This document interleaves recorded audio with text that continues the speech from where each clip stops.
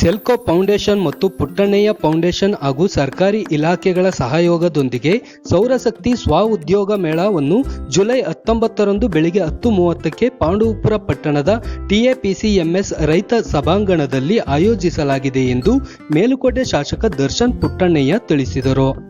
ಸುದ್ದಿಗೋಷ್ಠಿಯಲ್ಲಿ ಮಾತನಾಡಿದ ಅವರು, ರಾಷ್ಟ್ರದ GDPಗೆ ಕೃಷಿ ಕೇಂದ್ರ ಶೇಕಡ 45ರಷ್ಟು ಕೊಡುಗೆ ನೀಡುತ್ತಿದ್ದು, ಕೃಷಿಯಲ್ಲಿ ಶೇಕಡ 60ರಷ್ಟು ಮಹಿಳೆಯರೇ ತೊಡಗಿದ್ದು, ಕೃಷಿ ಜೊತೆಗೆ ಬಿಡುವಿನ ವೇಳೆಯಲ್ಲಿ ಸ್ವ ಉದ್ಯೋಗ ರೂಪಿಸಿಕೊಳ್ಳಲು ಸದರಿ ಕಾರ್ಯಕ್ರಮ ಪ್ರೋತ್ಸಾಹಿಸುತ್ತದೆ ಎಂದರು. ಸ್ವ ಸಹಾಯ ಸಂಘಗಳು ಹಾಗೂ ಗುಂಪುಗಳನ್ನು ಒಂದೆಡೆ ಸೇರಿಸಿ ಸ್ತ್ರೀ ಸಬಲೀಕರಣ ಮೂಲಕ ಹೊಸ ಸಾಧ್ಯತೆಗಳನ್ನು ಒದಗಿಸುವುದು ಕಾರ್ಯಕ್ರಮದ ಉದ್ದೇಶವಾಗಿದ್ದು, ಸ್ವ ಉದ್ಯೋಗ ರೂಪಿಸಿಕೊಳ್ಳಲು ಸೌರ ವಿದ್ಯುತ್ ಆಧಾರಿತ ಯಂತ್ರಗಳ ಮೂಲಕ ಉತ್ಪನ್ನಗಳನ್ನು ತಯಾರಿಸಿ ಹವಾಮಾನ ಸ್ನೇಹಿ ಜೀವನೋಪಾಯ ಪರಿಹಾರಗಳ ಮೂಲಕ ಸಬಲೀಕರಣಕ್ಕೆ ಉತ್ತೇಜನ ನೀಡಲಾಗುವುದು ಎಂದು ಹೇಳಿದರು. ಕಾರ್ಯಕ್ರಮಕ್ಕೆ ಕೃಷಿ ಮತ್ತು ತೋಟಗಾರಿಕೆ ಇಲಾಖೆ, MRLM ಮಹಿಳಾ ಮತ್ತು ಮಕ್ಕಳ ಅಭಿವೃದ್ಧಿ ಇಲಾಖೆಯ ಸಹಯೋಗವಿದ್ದು, ಸಂವಾದ ಯಂತ್ರಗಳ ಪ್ರಾತ್ಯಕ್ಷಿಕೆ, ಮಾದರಿ ಪ್ರಯೋಗಗಳ ಪ್ರದರ್ಶನ ನೀಡಲು ಒಟ್ಟು 16 ಮಳಿಗೆಗಳನ್ನು ರೂಪಿಸಲಾಗಿದೆ ಎಂದು ವಿವರಿಸಿದರು. ಜಿಲ್ಲಾ panchayat CEO KR Nandini, Selco ಫೌಂಡೇಶನ್ನ ನಿರ್ದೇಶಕಿ ಹುದಾ ಜಾಫರ್, ರೈತ ಸಂಘದ ಜಿಲ್ಲಾಧ್ಯಕ್ಷ AL ಕೆಂಪುಗೌಡ, ಕೃಷಿ ಜಂಟಿ ನಿರ್ದೇಶಕ VS ಅಶೋಕ್, ತೋಟಗಾರಿಕೆ ಇಲಾಖೆ ಉಪ ನಿರ್ದೇಶಕಿ KN ರೂಪಶ್ರೀ, ಮಹಿಳಾ ಮತ್ತು ಮಕ್ಕಳ ಕಲ್ಯಾಣ ಇಲಾಖೆ ಉಪ ನಿರ್ದೇಶಕ S ರಾಜಮೂರ್ತಿ ಸೇರಿದಂತೆ ಹಲವು ಅಧಿಕಾರಿಗಳು ಪಾಲ್ಗೊಳ್ಳಲಿದ್ದಾರೆ ಎಂದು ತಿಳಿಸಿದರು. ಸೆಲ್ಕೋ ಫೌಂಡೇಶನ್ನ ಅವಿನಾಶ್ ಮಾತನಾಡಿ, ಈಗಾಗಲೇ ಉತ್ತರ ಕರ್ನಾಟಕದ 16 ಜಿಲ್ಲೆಗಳಲ್ಲಿ ಸದರಿ ಕಾರ್ಯಕ್ರಮದ ಮೂಲಕ ಕೃಷಿಯಲ್ಲಿ ತೊಡಗಿಕೊಂಡ ಮಹಿಳೆಯರಿಗೆ ಸ್ವ ಉದ್ಯೋಗ ರೂಪಿಸಿಕೊಡಲಾಗಿದ್ದು, ಸದರಿ ಸ್ವ ಉದ್ಯೋಗ ಆಯ್ಕೆ ಮಾಡಿಕೊಳ್ಳುವ ಮಹಿಳೆಯರಿಗೆ ಯಂತ್ರಗಳ ಅಳವಡಿಕೆ ಬಳಕೆಗೆ ಸಂಸ್ಥೆಯ ವತಿಯಿಂದ ನೆರವು ನೀಡಲಾಗುವುದು. ಹಣಕಾಸಿನ ವಿಷಯವಾಗಿ ಕೇಂದ್ರ ಸರ್ಕಾರದಿಂದ ಶೇಕಡ 35ರಷ್ಟು, ರಾಜ್ಯ ಸರ್ಕಾರದಿಂದ ಶೇಕಡ 15ರಷ್ಟು ಸೇರಿ ಒಟ್ಟು ಶೇಕಡ 50ರಷ್ಟು ಸೌರ ವಿದ್ಯುತ್ ಸೌಲಭ್ಯಕ್ಕೆ ಸಬ್ಸಿಡಿ ದೊರೆಯಲಿದೆ ಎಂದರು. ಕಾರ್ಯಕ್ರಮದಲ್ಲಿ 800ಕ್ಕೂ ಹೆಚ್ಚು ಸ್ವಸಹಾಯ ಗುಂಪುಗಳ ಸದಸ್ಯರು ಪಾಲ್ಗೊಳ್ಳುವ ನಿರೀಕ್ಷೆ ಇದೆ ಎಂದು ಮಾಹಿತಿ ನೀಡಿದರು. ಗೋಷ್ಠಿಯಲ್ಲಿ ಪುಟ್ಟಣ್ಣಯ್ಯ ಫೌಂಡೇಶನ್ನ ಹಿರಿಮರಳಿ ರಣಜಿತ್, ಸೆಲ್ಕೋ ಕಂಪನಿ ಆರ್ಡಿನೇಟರ್ ಎಣ್ಣೆ ಹೊಳೆಕೊಪ್ಪಲು ಅವಿನಾಶ್ ಉಪಸ್ಥಿತರಿದ್ದರು. ಈ ಪ್ರೆಸ್ ಮೀಟ್ ಯಾಕೆ ಕರೆದಿದ್ದೀವಿ ಅಂತ ಹೇಳಿದ್ರೆ, ಜುಲೈ 19 ನಾಳೆ ನಮ್ಮ TAPCMS ಅಲ್ಲಿ ಕಸ್ಬಾ ಹೋಬಳಿ ಸೀಮಿತವಾಗಿ ಫಸ್ಟ್ ಶುರು ಮಾಡ್ತಿರೋದು ಕಸ್ಬಾ ಹೋಬಳಿ ಈಗ ಹೋಬಳಿಗೆ ಒಂದೊಂದು ಈ ಕಾರ್ಯಕ್ರಮಗಳನ್ನು ಮಾಡ್ತೀವಿ. ಮೊದಲನೇದಾಗಿ ಕಸ್ಬಾ ಹೋಬಳಿ ಶುರು ಮಾಡಿದ್ವಿ. ಕಸ್ಬಾ, ಮೇಲ್ಕೋಟೆ, ಚಿಂಚೋಳಿ ಮತ್ತು ದುದ್ದ ಈ ಎಲ್ಲ ಕಡೆಯೂ ಈ ಕಾರ್ಯಕ್ರಮ ಮಾಡ್ತೀವಿ. ಏನು ಮಾಡ್ತೀವಿ ಅಂದರೆ, ಸೋಲಾರ್ ಬೇಸ್ಡು ಸ್ವಉದ್ಯೋಗಗಳನ್ನ ಕ್ರಿಯೇಟ್ ಮಾಡೋದು ಹೆಂಗೆ ಅಂತ ಸುಮಾರು 800 ಜನ ಮಹಿಳೆಯರನ್ನ ಸೇರಿಸಿ ಒಂದು ಕಾರ್ಯಕ್ರಮ ಮಾಡ್ತಾಯಿದ್ದೀವಿ ನಾಳೆ. ಇದನ್ನು ಪುಟ್ಟಣ್ಣಯ್ಯ ಫೌಂಡೇಶನ್ನು ಮತ್ತು ಸೆಲ್ಕೋ ಫೌಂಡೇಶನ್ ಎರಡೂ ಸೇರಿಕೊಂಡು ಮಾಡ್ತಿರೋಂಥದ್ದು. ಅಲ್ಲಿ ಮಹಿಳೆಯರಿಗೆ ಬರೀ ಬಂದು ಮಾತಾಡಿ ಹೋಗೋಂಥದ್ದಲ್ಲ, ಅದೆಲ್ಲ ಥರ ಏನು ಮಿಷಿನರಿಗಳಿವೆ ಅವನ್ನೆಲ್ಲ ಶೋಕೇಸ್ ಮಾಡ್ತೀವಿ ನಾಳೆ. ಅಲ್ಲಿ ಎಕ್ಸಿಬಿಟ್ ಮಾಡಿ ಎಲ್ಲ ಮಿಷಿನರಿಗೂ ಸೋಲಾರ್ ಬೇಸ್ಡ್ ಇರೋಂಥ ಮಿಷಿನರಿಗಳಿವೆಲ್ಲ ಯಾವ ಥರ ಉಪಯೋಗ ಮಾಡ್ಕೋಬೇಕು, ಮತ್ತು ಸರ್ಕಾರದಿಂದ ಇರೋಂಥ ಸ್ಕೀಮ್ಗಳೇನಿದೆ ಅದನ್ನು ಯಾವ ಥರ ಉಪಯೋಗ ಮಾಡ್ಕೋಬೇಕು, ಅದ್ರ ಜೊತೆಗೆ ಅಡಿಷ್ನಲ್ ಫಂಡಿಂಗ್ ಬೇಕಾದರೆ ಯಾವ ಥರ ನಾವು ಕೊಡ್ಬೋದು ಅನ್ನೋದು, ಮತ್ತು ಹೆಂಗೆ ಅವರು ಈ ಸ್ವಸಹಾಯ ಸಂಘಗಳು ಮತ್ತು ಇಂಡಿವಿಜುವಲ್ ಅವರು ತಗೋಬೋದು ಅವ್ರೇನಾದರೂ ಇಂಟ್ರೆಸ್ಟ್ ಇದ್ದರೆ. ಯಾಕೆ ಇದೇನಕ್ಕೆ ಮಾಡ್ತಾಯಿದ್ದೀವಿ ಅಂತ ಹೇಳಿದ್ರೆ, ಈ ಸ್ವಸಹಾಯ ಸಂಘಗಳಿಗೆ ದುಡ್ಡನ್ನು ಪ್ರೈವೇಟಿಂದನೂ ಮತ್ತು ಸೊಸೈಟಿಗಳಿಂದ ಮತ್ತು ಇವರೆಲ್ಲ ದುಡ್ಡು ಕೊಡ್ತಾ ಇದ್ದಾರೆ ಎಲ್ಲ ಕಡೆ ಮೈಕ್ರೋ ಫೈನಾನ್ಸಿಂದ. ಬಟ್ ಅದೇನಾಗ್ತದೆ, ಅದನ್ನು ಯಾವ ಥರ ಬಳಕೆ ಮಾಡ್ಕೋಬೇಕು ಅಂತ, ಎಲ್ಲಿ ಬಳಕೆ ಮಾಡ್ಕೊಂಡು ಅವ್ರ ಜೀವನ ಯಾವ ಥರ ಕಟ್ಕೋಬೇಕು ಅಂತ ಎಲ್ಲೂ ಮಾಡ್ತಾಯಿಲ್ಲ. ಆ ಒಂದು ವಿಷಯ ಇಟ್ಕೊಂಡು ನಾವು ಇವೆಲ್ಲ ಕೆಲಸ ಮಾಡ್ತಾಯಿದ್ದೀವಿ. ಇದ್ರ ಬಗ್ಗೆ ನಾಳೆ 10:00ಗೆ TAPCMS ಅಲ್ಲಿ ಎಲ್ಲರನ್ನೂ ಕರೆದಿದ್ದೀವಿ. ಕಸ್ಬಾ ಹೋಬಳಿಯ ಈಗಾಗಲೇ ಎಲ್ಲ SH ಗ್ರೂಪ್ಗಳನ್ನು ಸಂಪರ್ಕ ಮಾಡಿ NRLM ಅವರು ಮತ್ತು EO ಕಡೆಯಿಂದ ಮತ್ತು CDPO ಕಡೆಯಿಂದ ಎಲ್ಲ ಮಾಹಿತಿಗಳನ್ನ ಕೊಟ್ಟಿದ್ದೀವಿ. ಅವ್ರ ಎಲ್ಲರೂ ಬರ್ತಾ ಇದ್ದಾರೆ. ಇನ್ನೂ ಆಸಕ್ತಿ ಇರೋರು ಯಾರೇ ಮಹಿಳೆಯರಿದ್ದರೆ, ತಾವೆಲ್ಲ ಕಸ್ಬಾ ಹೋಬಳಿ ಸೀಮಿತವಾಗಿ ಯಾರೇ ಇದ್ದರೂ ದಯವಿಟ್ಟು ಬಂದು ಭಾಗವಹಿಸಬೇಕು ಅಂತ ನಿಮ್ಮಲ್ಲಿ ಕಳಕಳಿ ಮನವಿ ಮಾಡ್ಕೊತೀವಿ. ಈ ಒಂದು ಅವಕಾಶನ ಸದುಪಯೋಗ ಪಡಿಸ್ಕೋಬೇಕು ಅಂತ ಕಳಕಳಿ ಮನವಿ ಮಾಡ್ಕೊತೀವಿ. ನಮಸ್ಕಾರ. ನಮ್ಮ ಪ್ರಕಾರ ಅಟ್ಲೀಸ್ಟ್ ಒಂದು 50% ಆದರೂ ನಾವು ರೀಚ್ ಆಗಬೇಕು. ಅದರಲ್ಲಿ ಆ ರೀಚ್ ಆದರೆ ಫಸ್ಟು ಇವ್ರುಗಳು ಮಾಡೋಕ್ಕೆ ಶುರು ಮಾಡಿದ್ರೆ ಅಕ್ಕಪಕ್ಕದವ್ರು, ಆಮೇಲೆ ಇನ್ನು ಅಡಿಷ್ನಲ್ ಗುಂಪುಗಳೇನಿವೆ ಅವ್ರುಗಳಿಗೂ ಗೊತ್ತಾಗತ್ತೆ ಇದರಿಂದ ಏನು ಉಪಯೋಗ ಇದೆ ಅಂತ. ಈಗಾಗಲೇ ಈಗ ಈ ಮಿಷಿನರಿಗಳು ಏನಕ್ಕೆ ಅಂತ ಹೇಳಿದ್ರೆ ಈ ಸುಮಾರು ಈಗ ಹಪ್ಪಳ ಮಾಡೋದಾಗಲಿ, ಚಪಾತಿ ಮಾಡೋದಾಗಲಿ, ಬೇರೆ ಏನೇ ಮಾಡೋದಾಗಲಿ ಅದನ್ನು ಮನೆಯಲ್ಲೇ ಅವ್ರುಗಳು ಇಟ್ಕೊಂಡು ಮಾಡ್ಬೋದು. ಪ್ಲಸ್ ಏನಂದರೆ ಎಲೆಕ್ಟ್ರಿಸಿಟಿ ಇಶ್ಯೂಸ್ ಇರೋಲ್ಲ, ಎಲ್ಲ ಸೋಲಾರ್ ಪವರ್ಡ್ ಆಗಿರೋದ್ರಿಂದ ಎಲೆಕ್ಟ್ರಿಸಿಟಿ ಇಶ್ಯೂಸ್ ಇರೋಲ್ಲ. ಸೊ ಈ ಒಂದು ಮಿಷಿನರಿಗಳು 2 ರಿಂದ 4 ಲಕ್ಷಗಳ ತನಕ ವೇರಿಯೇಷನ್ ಇದೆ, ಎಲ್ಲ ಬೇರೆ ಬೇರೆ ಥರದ್ದು. ಅದಕ್ಕೆ ಯಾವ ಥರ ನಾವು ಸಂಪನ್ಮೂಲ ಒದಗಿಸ್ಬೇಕು, ಪ್ಲಸ್ ಗೌರ್ಮೆಂಟ್ ಸ್ಕೀಮ್ಗಳೇನಿದೆ ಅದನ್ನೆಲ್ಲ ಅವ್ರಿಗೆ ತೋರಿಸ್ಕೊಟ್ಟು ನಾವೇ ಎಲ್ಲ ರೆಡಿ ಮಾಡಿ ಅವ್ರಿಗೆ ಕೊಡ್ತೀವಿ.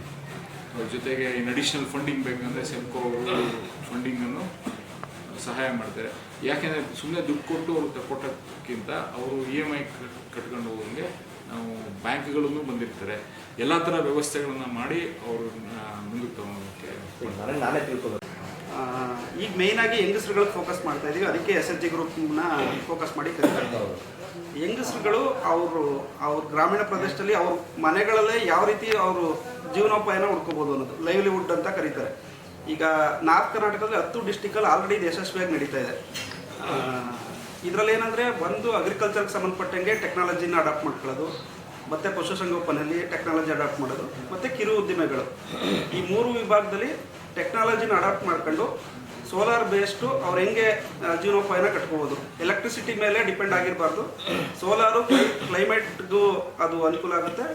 ಮತ್ತು ಸೋಲಾರ್ನ ಉಪಯೋಗಿಸ್ಕೊಂಡು ಹೆಂಗೆ ಟೆಕ್ನಾಲಜಿನ ಅಡಾಪ್ಟ್ ಮಾಡ್ಕೊಂಡು ಅವರು ಅವ್ರ ಮನೆಗಳನ್ನೇ ಇದನ್ನ ಕಂಡ್ಕೋಬೋದು, ಜೀವನೋಪಾಯನ ಕಂಡ್ಕೋಬೋದು ಅನ್ನೋದು ಮೇನ್ ಉದ್ದೇಶ ಇತ್ತು. ನಿಮ್ಮ ಪ್ರಶ್ನೆ ಇದ್ದಿದ್ದು ಎಷ್ಟು ಜನ ಅಡಾಪ್ಟ್ ಮಾಡ್ಕೋತಾರೆ, ಎಷ್ಟು ಸಕ್ಸಸ್ಫುಲ್ ಆಗಿ. ಇದು ಆಗಲೇ ಸಕ್ಸಸ್ಫುಲ್ ಆಗಿರೋದು ಬೇರೆ ಜಿಲ್ಲೆಗಳಲ್ಲಿ, ಅಲ್ಲೆಲ್ಲ ಅಡಾಪ್ಟ್ ಮಾಡ್ಕೊಂಡಿದ್ದಾರೆ ಮಹಿಳೆಯರು.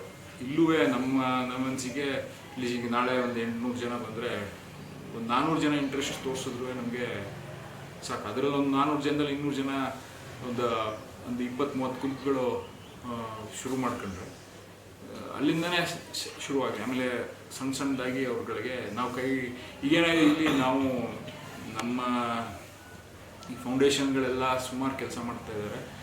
ನಾವುಗಳು ಪ್ರತಿ ಪಂಚಾಯತಿಯಲ್ಲೂ ಇದ್ದೀವಿ ಈಗ, ಎಲ್ಲ ಫೌಂಡೇಶನ್ಗಳ ಮೂಲಕ. ಅಲ್ಲಿ ಪ್ರತಿ ಮನೆಗೂ ಹೋಗಿ ಸಂಪರ್ಕ ಮಾಡಿ ಕೆಲಸ ಮಾಡಿ ಅವ್ರಿಗೆ ಮಾಹಿತಿ ಕೊಟ್ಟು ಇವೆಲ್ಲ ಮಾಡೋಕ್ಕೆ ಆನ್ ದ ಗ್ರೌಂಡ್ ಟೀಮ್ ಇದ್ದಾರೆ. ಅದರಿಂದ ಇದ್ರ ಜೊತೆಗೆ ನಾವು ಯಾರಿಗೆ ಇಂಟ್ರೆಸ್ಟ್ ಇದೆ ಅಂತ ಇಲ್ಲಿ ಹೇಳ್ಬೋದು, ಅದಾದಮೇಲೆ ಅವ್ರ ಮನೆಗಳ ಹತ್ರ ಹೋಗಿನೂ ನಾವು ಮಾತಾಡ್ತೀವಿ. ಅದಕ್ಕೆ ಈಗ SHG ಇದೆಯಲ್ಲ, ಉದ್ಯಮಗಳು ನಡೆಸ್ತಾ ಇರ್ತವೆ. ಆ ಉದ್ಯಮನ ನೀವು ಸೋಲಾರ್ ಮೂಲಕ ಮಾಡಿ ಎಲೆಕ್ಟ್ರಿಕ್ ಇದು ಬಿಟ್ಟು ಮಾಡಿ ಅನ್ನೋ ಥರ ಇಲ್ಲ ಹಂಗೇನಿಲ್ಲ. ಈ ಮಿಷಿನರಿಗಳು ಸೋಲಾರ್ ಜೊತೆನೇ ಬರುತ್ತೆ, ಎಲ್ಲ ಕಾಲಕ್ಕೂ ವರ್ಕ್ ಆಗುತ್ತೆ. ನಮ್ಮ ವಾತಾವರಣಕ್ಕೆ ಅಡ್ಜಸ್ಟ್ ಆಗುತ್ತೆ ಈ ಭಾಗದಲ್ಲ. ಅವೆಲ್ಲ ಟೆಸ್ಟ್ ಮಾಡಿದ್ದೀವಿ.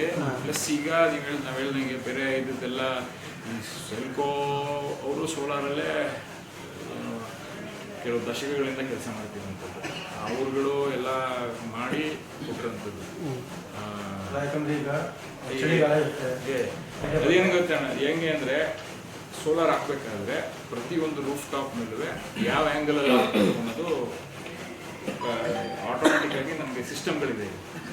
ಸೋಲಾರ್ ಸನ್ ರೇಸ್ ಯಾವ ಕಡೆ ಬರುತ್ತೆ ಅನ್ನೋದು ಅದ್ರ ಪ್ರಕಾರನೇ ನಾವು ಪ್ಯಾನಲ್ಗಳನ್ನು ಇಟ್ಟು ಇದು ಈ ಸೋಲಾರ್ನ ಜಾಸ್ತಿ ಫೋಕಸ್ ಮಾಡೋದು ಬಿಡಿ. ಮಿಷಿನರಿ ಓಡಕ್ಕೆ ಮಾತ್ರ ಸೋಲಾರ್ ಆಗ್ತಾ ಇರೋದು. ಸ್ಟೋರೇಜ್ ಹೇಗೆ ಎಲ್ಲ ಟೈಮಲ್ಲೂ ಕೆಲಸ ಮಾಡ್ಬೋದು. ಅದೇನಂದ್ರೆ ಈಗ ಆ ಮಿಷಿನ್ ಒಳಗಡೆನೆ ಪೂರ್ತಿ ಸಿಸ್ಟಮ್ ಬಿಲ್ಡ್ ಆಗಿದೆ. ಈಗ ಹೊರಗಡೆ ಏನೋ ಹಾಕೋದೇನಿಲ್ಲ. ಸೊ ಬಟ್ ಏನಂದ್ರೆ ಅದರಿಂದ ಅವ್ರಿಗೆ ಇದು ಟೆಸ್ಟ್ ಮಾಡಿ ಹೇಳೋದಲ್ಲ, ಈಗಾಗಲೇ ಕೆಲವು ದಶಕಗಳಿಂದ ಇವೆಲ್ಲ ನಡೀತಾ ಇರೋಂಥದ್ದು. ನಮ್ಗೆ ಗೊತ್ತಿರೋಂಗೆ ಎಲ್ಲ ಈಸಿಯಾಗಿ ವರ್ಕ್ ಆಗ್ತದೆ. ಬ್ರೀಫ್ ನೋಟ್ ಏನು ಸ್ಟೇಜ್ ಕಾರ್ಯಕ್ರಮ ಅಂತ ಏನೂ ಇರೋದಿಲ್ಲ. ನಾವು ಇಡೀ ಕಾರ್ಯಕ್ರಮನ ಯಾವ ಪರ್ಪಸ್ಸನ್ನು ಮಾಡ್ತಿದ್ದೀವೋ ಅದ್ರ ಮೇಲೆ ಮಾತ್ರ ಫೋಕಸ್ ಮಾಡ್ತಾ ಇದ್ದೀವಿ. ಸ್ಟೇಜ್ ಕಾರ್ಯಕ್ರಮ ಏನಿರೋದಿಲ್ಲ. ಮತ್ತು ಒಂದು ಒಂದು ಸಿಂಪಲ್ ಆಗಿ ಒಂದು ಇನಾಗ್ರೇಷನ್ ಆಗುತ್ತೆ. C E O ZP CEO Shrimati Nandini ಅವರು ಅದಕ್ಕೆ ಬರ್ತಾ ಇದ್ದಾರೆ. ಸೊ ಅದಾದಮೇಲೆ CEO ಅವರು ಮತ್ತು ದರ್ಶನ್ ಅವರು ಮತ್ತು AL ಕೆಂಪೇಗೌಡರು ನಮ್ಮ ಜಿಲ್ಲಾ ರೈತ ಸಂಘದ ಅಧ್ಯಕ್ಷರು ಮತ್ತು ಸೆಲ್ಕೋ ಫೌಂಡೇಶನಿಂದ ಹುದಾ ಜಾಫರ್ ಅಂತ ಅಂದ್ಬಿಟ್ಟು ಬರ್ತಾರೆ. ಇವ್ರು 4 ಜನದ್ದು ಒಂದು ಕ್ವಿಕ್ ಇಂಟ್ರಡಕ್ಷನ್ಸ್ ಇರುತ್ತೆ. ಅದಾದಮೇಲೆ ಈ ಕೃಷಿ ಮತ್ತು ತೋಟಗಾರಿಕೆ ಇಲಾಖೆಯಿಂದ ಯಾವ್ಯಾವ ರೀತಿ ಸವಲತ್ತುಗಳು ದೊರೀತಾ ಇದೆ ಅಂತ ಕೃಷಿ ಇಲಾಖೆ ಜಂಟಿ ನಿರ್ದೇಶಕರು ಶ್ರೀ VS ಅಶೋಕ್ರವರು ಮಾತಾಡ್ತಾರೆ. ಸೊ ಇದನ್ನು ಮುಗಿಸ್ಕೊಂಡ್ಮೇಲೆ ನೇರವಾಗಿ ನಾವು ಈ ಮೆಷಿನರಿಗಳು ಈಗಾಗಲೇ ಬಂದು ಇನ್ಸ್ಟಾಲ್ ಆಗ್ತಾ ಇದೆ TAPCMSಲ್ಲಿ. ಆ ಎಲ್ಲ ಮೆಷಿನರಿದು ಡೆಮೋಗಳನ್ನ ಕೊಡ್ತಾರೆ. ಸ್ಟಾಲ್ಗಳು ಮಾಡಿದ್ದೀವಿ. ಸುಮಾರು ಒಂದು 15 ಥರದ ಮೆಷಿನರಿಗಳು ಈಗಾಗಲೇ ಬಂದಿದೆ ಇಲ್ಲಿಗೆ. 15 ಥರ ಡೆಮೋಗಳು ನಡೀತಾ ಇರುತ್ತೆ. ಯಾರಿಗೆ ಯಾವ ಕ್ಷೇತ್ರದಲ್ಲಿ ಆಸಕ್ತಿ ಇರುತ್ತೋ ಅವರು ಆ ಡೆಮೋಗೆ ಹೋಗ್ಬಿಟ್ಟು ಅವರು ಅದನ್ನು ಅಟೆಂಡ್ ಮಾಡ್ಬೋದು. ಕಂಟಿನ್ಯೂಸ್ ಆಗಿ ನಡೀತಾನೆ ಇರುತ್ತೆ. ಅದಾದಮೇಲೆ ಈ ಎಲ್ಲ ಮಹಿಳಾ ಸದಸ್ಯರಿಗೂ ಅಲ್ಲೇ ಊಟ ವ್ಯವಸ್ಥೆ ಆಗಿದೆ. ಊಟ ಆದಮೇಲೆ ಅವರವರಲ್ಲೇ ಒಂದು ಸೋಷಿಯಲ್ ನೆಟ್ವರ್ಕಿಂಗಿಗೆ ಒಂದು ಸ್ವಲ್ಪ ಸಮಯನ ಮೀಸಲಿಟ್ಟಿದ್ವಿ. ಸೋಷಿಯಲ್ ನೆಟ್ವರ್ಕಿಂಗ್ ಅಂದರೆ ನಾವಾಗಲೇ ಮಾತಾಡ್ತಿದ್ವಿ ಮಾರ್ಕೆಟ್ ಲಿಂಕೇಜ್ ಹಾಗೆ ಏನು ಇತ್ತ ಅಂತ. ಸೊ ನಾವು ಜನಗಳ ಜೊತೆ ಕನೆಕ್ಟೇ ಆಗಲಿಲ್ಲ ಅಂತಂದರೆ ನಮ್ಮ ಮಾರ್ಕೆಟ್ ಲಿಂಕೇಜ್ ಬೆಳೆಯೋದಿಲ್ಲ. ಆ ಕಾರಣದಿಂದ ಈಗೇನು ಇಲ್ಲಿ ಒಂದು 800 ಜನ 1000 ಜನ ಏನು ಬರ್ತಾರೆ, ಇವ್ರ ಮಧ್ಯೆ ಒಂದು ಪರಿಚಯ ಬೆಳೀಲಿ ಅಂತಂದು ಒಂದು ಸೋಷಿಯಲ್ ನೆಟ್ವರ್ಕಿಂಗ್ಗೆ ಅಂತ ಒಂದಷ್ಟು ಟೈಮ್ ಎತ್ತಿಟ್ಟಿದ್ವಿ. ಅಲ್ಲಿಗೆ ನಾವು ಕಾರ್ಯಕ್ರಮನ ಮುಗಿಸ್ತೀವಿ. ಆಮೇಲೆ ಇವರು ಚಾಂಪಿಯನ್ ಈಗಾಗಲೇ ಈ ಕ್ಷೇತ್ರದಲ್ಲಿ ಸಾಕಷ್ಟು ಸಾಧನೆ ಮಾಡಿರುವಂಥ ಕೆಲವು ವ್ಯಕ್ತಿತ್ವಗಳನ್ನ ಇಲ್ಲಿಗೆ ಕರೆಸ್ತಾ ಇದ್ದೀವಿ. ಪದ್ಮಾಕ್ಷಿ ಅಂತ ಅಂದ್ಬಿಟ್ಟು ಉತ್ತರ ಕರ್ನಾಟಕದಿಂದ, ಇಲ್ಲೇ ನಮ್ಮಲ್ಲಿ ಡಿಂಕ ಮಂಗಳಮ್ಮ ಅಂತ ಡಿಂಕಾರಿಕೆ ಇದರಲ್ಲಿದ್ದಾರೆ. ಅವ್ರು ಬಂದು ಅವರ ಅನುಭವಗಳನ್ನೂ ಹಂಚ್ಕೊಳ್ತಾರೆ. ಈಗ ನಾವು ಥಿಯರಿನೇ ಮಾಡ್ತಾ ಹೋದರೆ ಅದು ಯಾರಿಗೂ ರುಚಿಸೋದಿಲ್ಲ. ಈಗ ಆಲ್ರೆಡಿ ಸಕ್ಸಸ್ ಯಾರಾಗಿದ್ದಾರೆ ಅವರು ಅವರ ಅನುಭವಗಳು, ಅವ್ರು ಹೆಂಗೆ ಚಾಲೆಂಜಸ್ನ ಫೇಸ್ ಮಾಡಿದ್ರು, ಅವ್ರು ಹೆಂಗೆ ಗೆದ್ದರು ಅನ್ನೋ ವಿಚಾರಗಳನ್ನ ಅವರು ಹಂಚ್ಕೊಳ್ತಾರೆ. ಅದು ಈ ಇಡೀ ಕಾರ್ಯಕ್ರಮದ ಹೈಲೈಟ್ ಅಂತ ನಾನು ಹೇಳಕ್ಕೆ ಇಷ್ಟಪಡ್ತೀನಿ.